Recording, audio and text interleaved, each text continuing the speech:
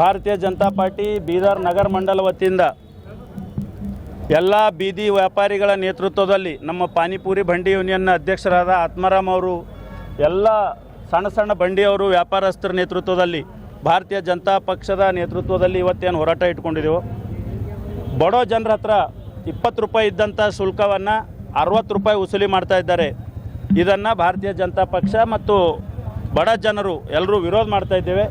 ಇವತ್ತು ಮಹಾನಗರ ಪಾಲಿಕೆ ಆಯುಕ್ತರಿಗೆ ನಾವು ಕೇಳಿದ್ದೇವೆ, ಒಂದೊಂದು ಕಟೌಟಿಗೆ 500 ರೂಪಾಯಿ ಕಟ್ಟಬೇಕಂತದ.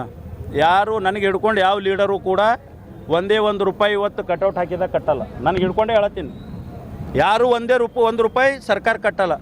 ಆದರೆ ಯಾವ ಬಡವರು ತಮ್ಮ ಮಕ್ಕಳ ವಿದ್ಯಾಭ್ಯಾಸಕ್ಕಾಗಿ ತಮ್ಮ ಜೀವನ ನಡೆಸೋದಕ್ಕಾಗಿ ಇಡೀ ದಿನ ನಿಂತು ಬಂಡಿ ನೂಕೊಂಡು ತಳ್ಕೊಂಡು ಹೋಗಿ ವ್ಯಾಪಾರ ಮಾಡ್ತಾರೆ, ಅವ್ರ ಹತ್ರ 60 ರೂಪಾಯಿ ವಸೂಲು ಮಾಡ್ತೀರಿ. ಇದು ಯಾವ ನೀತಿ ಇದೆ? ಮೊದಲು 20 ರೂಪಾಯಿ ಇತ್ತು, ಅದು 60 ರೂಪಾಯಿ ಮಾಡ್ಯಾರ. ಅದು ಬಿಟ್ಟು ಆ ಕಾಂಟ್ರಾಕ್ಟರ್ ಏನು ಮಾಡ್ತಾರೆ ಅಂದರೆ, ಅಂಗಡಿಯವ್ರ ಮುಂದೆ 2 ಚೇರ್ ಇಟ್ಟರೆ ಅವ್ರ ಹತ್ರನೂ ವಸೂಲು ಮಾಡ್ತಾರೆ.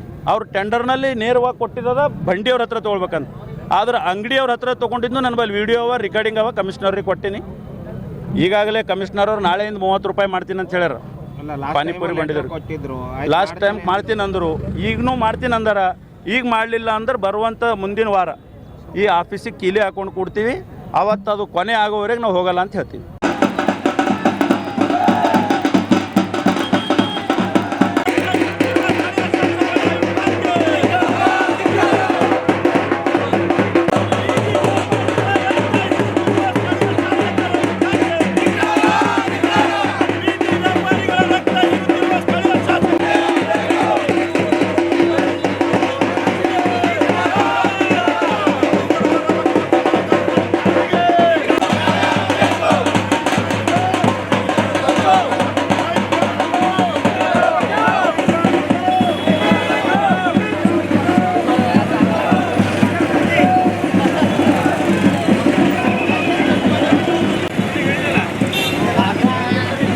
ಅಲ್ಲ ಬರಲಿ ಬಂಡಿ